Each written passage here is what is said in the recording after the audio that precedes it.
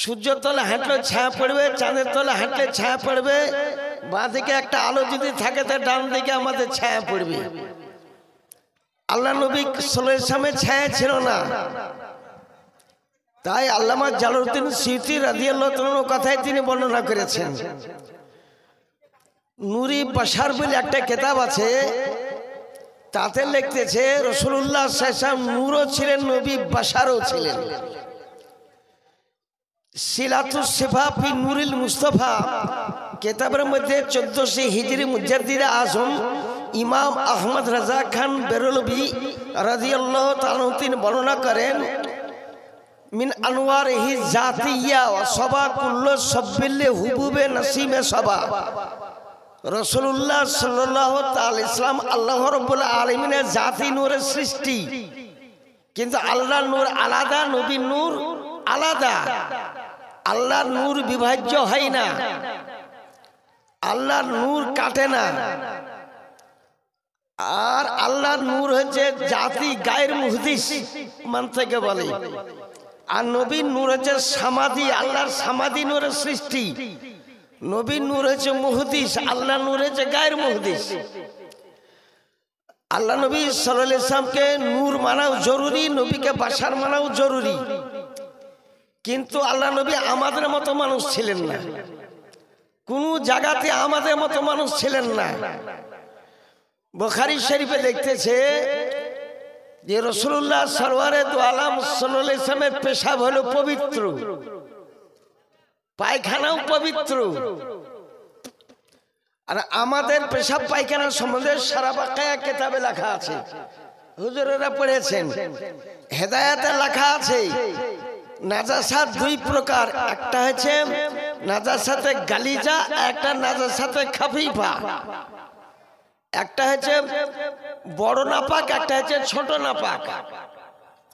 মায়ু কালো লাহমুহু, যার গোশত খাওয়া যায় তার পেশাব হচ্ছে হালকা নাপাক, যেমন গরু, ছাগল, ভেড়া, মহিষ, এর পেশাব হলো হালকা নাপাক।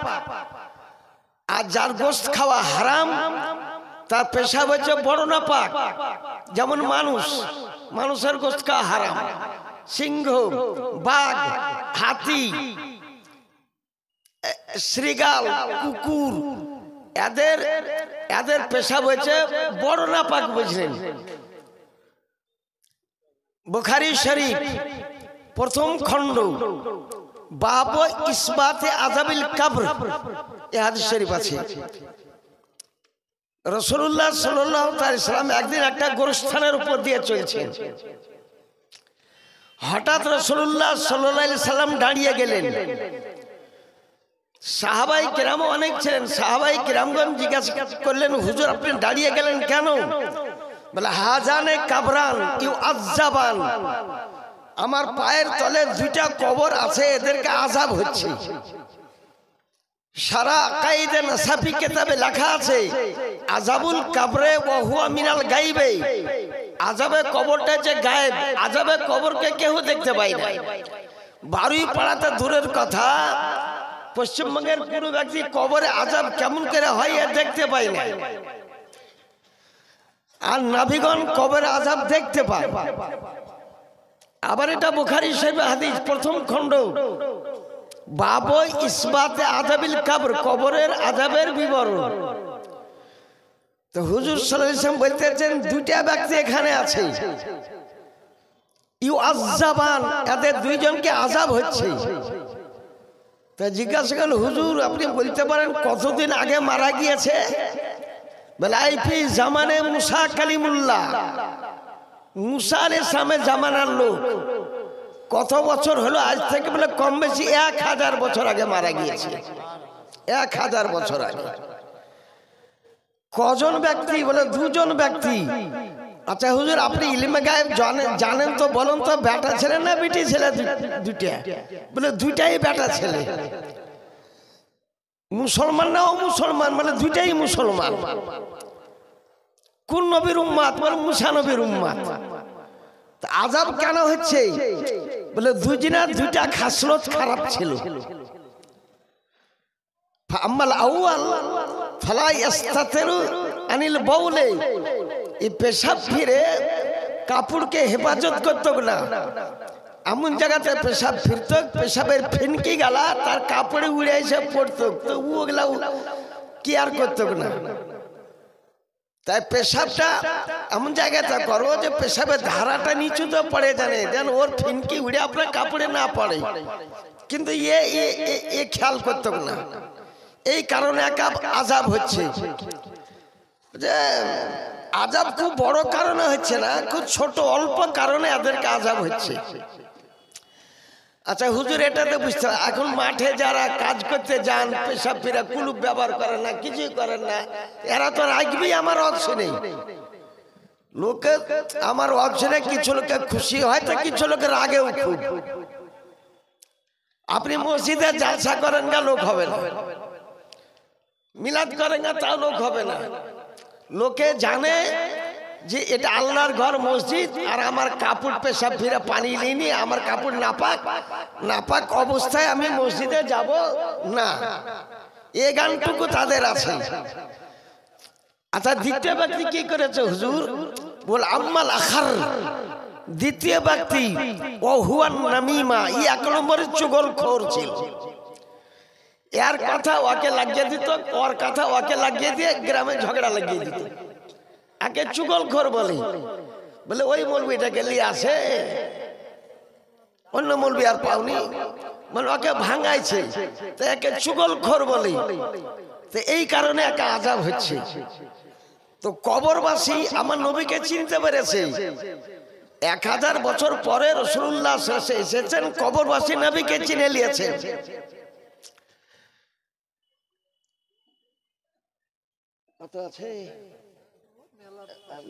মেয়েদের তরফ থেকে টাকা এসেছে মসজিদের জন্য। তো ইয়া রাসূলুল্লাহ সাল্লাল্লাহু আলাইহি সাল্লাম, ওরা আপনাকে চিনতে পারছে? মানে হ্যাঁ, আমাকে চিনতে পারছে। তা আপনি বলেন 1000 বছর আগে মুসা নবীর উম্মত, সে কবরের ভিতরে 1000 বছর আগে, আর ও নবীকে চিনে নিল। আর এখন 1400 হিজরির কোন লোকে যদি বলে নবী আমার মতন, হামজা শাবাসার, দেখ এটা বুখারী শরীফের হাদিস। তা হুজুর আপনি দোয়া করেন আল্লাহ যেন আমাদের কবর আযাব মাফ দিয়ে দেন। এরা বলে আল্লাহ ছাড়া কাউরি কাছে দোয়া করা চলে না। আমি কথা বলি, আল্লাহর কাছে চাহা যায় আছে, নবীর কাছেও চাহা যায় আছে। সুবহানাল্লাহ, সুবহানাল্লাহ। এটা বুখারী শরীফের হাদিস। বলে হুজুর ফাদুল্লাহ লানা, একটু দোয়া করে দেন আল্লাহ যেন আমাদের কবর আযাব মাফ দিয়ে দেন। তা আমার রাসূলুল্লাহ সাল্লাল্লাহু আলাইহি ওয়াসাল্লাম বললেন জি ঠিক আছে, আখাজাল জারিদ, খেজুরের ডাল কেটে নিয়ে এসো। খেজুরের ডাল কেটে আনা হলো, পাক্কা সারা কিসরা তাই নেই, মাঝামাঝি ফেড়ে দিলেন রাসূলুল্লাহ সাল্লাল্লাহু আলাইহি ওয়াসাল্লাম। সুম্মা রাকাদা আলা কাবরাইনে, দুইটা কবরের উপর গেড়ে দিলেন, উপর থেকে মাঝখানে গেড়ে দিলেন। আর বললেন লাম ইউ আযাবা হাত্তা ইয়াইবেসা, যা তোদের দুইজনের কবর আযাব হবে না যতদিন খেজুরের ডাল শুকিয়ে না যাবে। সুবহানাল্লাহ, সুবহানাল্লাহ। কবরের উপর তাহলে খেজুরের ডাল আছে সুন্নাতে রাসূল, সুন্নাতে রাসূল। আমি এক দেশে গিয়েছিলাম, বাজার শো বলে একটা জায়গা আছে, বাজার শো সালার, ওই বাজার শো। ওই জালসা দিন একটা লোক মারা গিয়েছিল, তো খেজুরের ডাল তো দূরের কথা, দুয়াটাও করলো না। এখন চিন্তা করে দেখছি এখানে জালসা করবো তো করবো কি করে, হক কথা বলবো, যাহাই হবে দুকিল নাই মারবে। তো খেজুরের ডালটা শুনবে তো রাসূল। তো মুর্দা ব্যক্তি আবার বুঝতে পারলো আরব দেশে খুব রোদের তাপ বেশি, তো 2 দিন 3 দিনে খেজুরের ডাল শুকিয়ে যাবে। বলেন হুজুর ফাদুল্লাহ, আপনি একটু দোয়া করেন, আর আমাদের কবরে কিয়ামত পর্যন্ত আল্লাহর দরবারে আপনি মাফ দিয়া যান। তো রাসূলুল্লাহ সাল্লাল্লাহু আলাইহি ওয়াসাল্লাম বলেন লাম ইউআযাব আবাদা, যা আমি দোয়া করে দিলাম তোদের কবর আযাব আর কোনোদিন হবে না। সুবহানাল্লাহ। কবর আযাব মাফ করতে আল্লাহ পারেন, আল্লাহর নবীও পারেন। বেশক দোয়া করা লোকে বলতেছে কোন হাদিস শরীফ থেকে প্রমাণ করতে পারে? এই 50,000 টাকা জিতে আসছিলাম কান্দি থেকে, চ্যালেঞ্জ করেছিল, সব বলেছে 4 দোকানে 8 দোকানে যে হাত তুলে মুনাজাত করা হাদিসে কোন জাতা নাই, বেদাত বেদাত বেদাত। আর রবিউল আউয়াল মাসের 12 তারিখে মিলাদ করা, জশ্ন করা, পতাকা উড়ানো কোনো হাদিস নেই, সব থেকে বড় বেদাত। তা গ্রামের লোকে সুন্নি আছে, 12 আনাই সুন্নি বলে নইমুদের মুখ থেকে লাই। আর ও বলে যদি কেউ হাদিস শরীফ থেকে প্রমাণ করতে পারে তো নগদ 50,000 টাকা দিয়ে দেবে। তো মেন টাইম আমাকে নিয়ে চলে আসলো। তো বলেন যে কোন লাখটা চ্যালেঞ্জ করেছে? বলে আমি। বলে টাকাটা রাখেন এখানে আমার চোখের সামনে, কারণ মুখে লোকে বলে, পরবর্তীতে যাই না। মুখে বলতে খুব পারে, বুঝলেন, আগে সামনের টাকা হাজির করেন। বলে বাপরে, আগে প্রমাণ করে? বলে প্রমাণ আমি করতেছি, আপনি টাকা রাখেন আগে। বড় লোকে ব্যক্তি ছিল, টাকা রেখে দিল হাতে, ওই টেবিলের উপর রেখে দিল। দোয়া করা, আল মুস্তাদরাক লিল হাকিম, এই হাদিসের নাম শুনেছেন? আল মুস্তাদরাক লিল হাকিম কিতাবে লিখতেছে স্বয়ং রাসূলুল্লাহ সাল্লাল্লাহু আলাইহি সাল্লাম নামাজ পড়ার পর দোয়া করেছেন, ওয়া আমিল বাদ, আর মুক্তাদিগণ আমিন আমিন বলেছেন। তো অন্য লোকে তো ওকে বুঝিয়ে দিয়েছে কোন হাদিস নাই, বলে দিয়েছেন আল হাকিম লিল মুস্তাদরাক, আল মুস্তাদরাক লিল হাকিম, এই কিতাবটা লিয়েছেন। একটা হলো। দ্বিতীয় নম্বর কিতাব কানজুল মাল, তাতালা কাছে দোয়া করা যায় গেছে। তৃতীয় নম্বর সিয়াসি হাদিস আবু দাউদ শরীফ, তাতালা কাছে দোয়া করা যায় গেছে। 28 কেজি ওজনের কিতাব ফতোয়া রাজাবিয়া 4th খণ্ড, কিতাবুল জানাইজে লেখা আছে দোয়া করা যায় গেছে। 25 কেজি ওজনের কিতাব ফতোয়া তাজুস শরিয়া, তার 10ম খণ্ডে 9ম খণ্ডে লেখা আছে আল্লাহর দরবারে হাত তুলে দোয়া করা যায় গেছে। বলে কোরআন শরীফ, বলে কোরআন শরীফেও লেখা আছে হাত তুলে দোয়া করা যায় গেছে। সূরাটা আপনাদের মুখস্থ আছে, কিন্তু ওরা তো মানে বলবে না ভালো করে। সূরা আলাম নাশরাহ লাকা সাদরাক, এই সূরাতে লেখা আছে ফাইজা ফারাগতা ফানসব ওয়া ইলা রাব্বিকা ফারগাব, যখন তুমি নামাজ সমাপ্ত করবে তো দোয়ার জন্য মশগুল হয়ে যাও।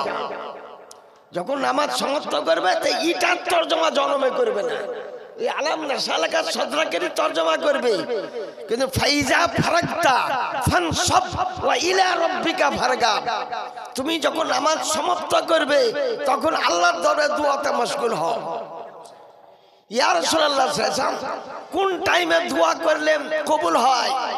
বলে মধ্যরাত্রিতে দোয়া করলে কবুল হয়, ফরজ নামাজের পর হাত তুলে দোয়া করলে কবুল হয়, কাবা শরীফের সম্মুখে হাত তুলে দোয়া করলে কবুল হয়, হাজরে আসওয়াদের সম্মুখে হাত তুলে দোয়া করলে কবুল হয়, আর কবরস্থানে হাত তুলে দোয়া করলে আল্লাহ দোয়াকে কবুল করেন। সুবহানাল্লাহ, সুবহানাল্লাহ। যদি দোয়া করে তা আল্লাহ কবুল করেন, মা যদি দোয়া করে তা আল্লাহ কবুল করেন।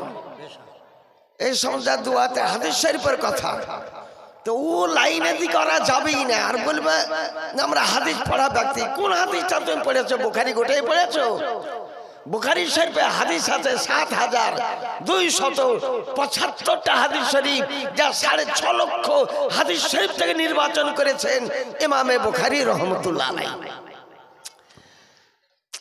আর বলছে সব থেকে বড় বেদাত হলে রবিউল আউয়াল মাসের 12 তারিখে জুলুস করা, সব থেকে বড় বেদাত। বলে এটা আপনাকে হাদিস শরীফ দেখাতে হবে। বলে দেখাতে পারি, তো 50,000 টাকা দিলাম, আর সামনে জুলুস আবার 50,000 টাকা দেব। বড় লোক, 3 তলা বাড়ি। আপনারা এবার শুনেলেন আবু দাউদ শরীফ না মুসলিম শরীফ 2য় খণ্ড 419 পৃষ্ঠাতে লেখা আছে, 419 পৃষ্ঠাতে লেখা আছে। এবার একটা পড়ে শোনাচ্ছি আপনাকে।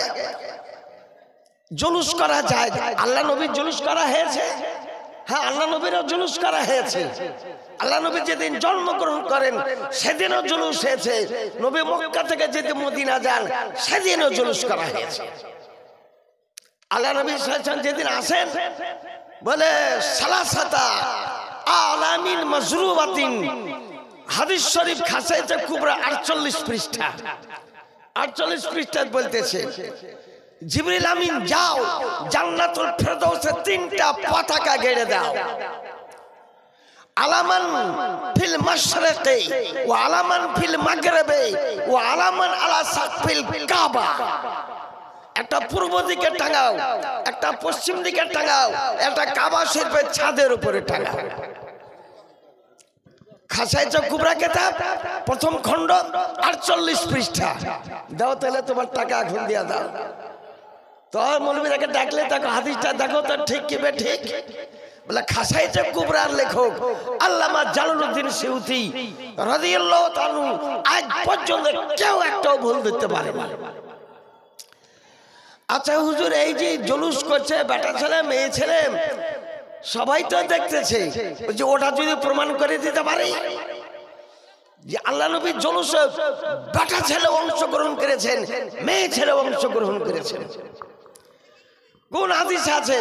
মুসলিম শরীফের 2য় খণ্ড 419 পৃষ্ঠাতে হাদিসটাও আছে। লিখতেছে ওয়ান্নিসাউ আলা সাকফিল বুয়ুতে, যখন জুলুস যেতেছিল মেয়ে ছেলের আপন বাড়ির ছাদের উপরে জুলুসকে দেখতেছিল, সুবহানাল্লাহ সুবহানাল্লাহ, এবং বাড়ির দরওয়াজা খুলে জুলুসকে দেখতেছিল। সমস্ত বোরকা পরিহিতা অবস্থায় ছিল। আর ওয়াল গিলমান, বাচ্চা বাচ্চি যারা, তারা বুঝলেন রাসূলুল্লাহর সঙ্গে খুব আনন্দ করতেছিল। কিছু পড়েছিল, কিছু বলেছিল। আমরা তো নারায়ে তাকবীর আল্লাহু আকবার বলি, নারায়ে সারিয়া রাসূল ওরা ধরে পাই না। মুসলিম শরীফে লেখা আছে ওয়ায়ুনাদুনা ওয়া মুহাম্মদ ওয়া রাসূলুল্লাহ, নারায়ে তাকবীর আল্লাহু আকবার, নারায়ে সালাত ইয়া রাসূলুল্লাহ সাল্লাল্লাহু আলাইহি ওয়াসাল্লাম। মেয়ে ছেলেরা কি পড়েছিল? বুখারী শরীফে লিখতেছে, হুজুর আপনি জুলুস নিয়ে মদিনা শরীফ যাচ্ছেন, আপনি তো হুকুম দেন, আপনার শানে আমরা একটা নাত শরীফ পড়ি, একবার দাঁড়িয়ে সালাম পাঠ করি, দাঁড়িয়ে সালাম পাঠ করি। আমার রাসূলুল্লাহ সাল্লাল্লাহু আলাইহি ওয়াসাল্লাম উটের উপর সওয়ার ছিলেন, উটটার নাম ছিল কাসওয়া উট। বাঁদিকে মেয়ে ছেলেরা ছিল। তো মেয়ে ছেলেরা এ কথা বলে, হুজুর আপনাকে একবার সালাম পাঠ করব। তো আমার রাসূলুল্লাহ সাল্লাল্লাহু আলাইহি ওয়াসাল্লাম বলেন, কোন বংশের সন্তান? বলে আপনার মা আমিনা খাতুনের বংশের সন্তান। সালাও পড়ে লাও। মেয়েরা কি পড়েছিল? যা বুখারী শরীফে লেখা আছে, তালাল বদরু আলাইনা মিন সানিয়াতিল বিদাই ওয়াজাবা শুকরু আলাইনা মা দালিল্লাহি দাই। উদয় হইল পূর্ণিমার বিকশিত চন্দ্র আমাদের সানিয়াতুল বেদার ঘাটি হইতে। সেই নবীর জন্য শুকরিয়া সালাম পাঠ আমরা করি। এখানে সুরমান শেখ 500 টাকা, এরু শেখ 1000 টাকা, নাজু 1000 টাকা, হকদার 500 টাকা, শফিকুল 300 টাকা। আল্লাহুম্মা আমিন। আল্লাহ আপনার রুজিতে বরকত দান করুন। দেখেন, রুজি দাতা আল্লাহ আর রুজি বন্টনকারী রাসূলুল্লাহ সাল্লাল্লাহু আলাইহি ওয়াসাল্লাম। রুজি বন্টনকারী রাসূলুল্লাহ সাল্লাল্লাহু আলাইহি ওয়াসাল্লাম। এই টাকাটা কবে অ্যালটমেন্ট হয়েছে? এর আজকে দিন আমার হাতে সভাপতি আজকে দিলেন। হাদিস শরীফ থেকে যদি আমি প্রমাণ করতে পারি টাকাটা কবে অ্যালটমেন্ট করেছে রাসূলুল্লাহ সাল্লাল্লাহু আলাইহি ওয়াসাল্লাম। এই ধরেলেন যে সুরমান এরু শেখ 1000 টাকা দিয়েছেন। এরু শেখের জন্মের 2000 বছর আগে 12ই পাড়া মাঠপাড়ার মসজিদে জালসা হবে, তাতে শাবান চাঁদের 2 তারিখে ফাল্গুন মাসে 1 তারিখে 1000 টাকা দিবে, তার রাসূলুল্লাহ গ্র্যান্ট করে দিয়েছে। আর রাসূলুল্লাহ সাল্লাল্লাহু আলাইহি ওয়াসাল্লাম যার নামে টাকা গ্রহণ করেছেন তার টাকা আসবে। আমি 1000 টাকার টাকাগুলো আসবে না, কিন্তু রাসূলুল্লাহ যার নামে অ্যালটমেন্ট করে রেখেছেন ও টাকা আসবে। কোন কিতাব আছে? নাসুমের রিয়াদ কিতাবের মধ্যে এটা লেখা আছে।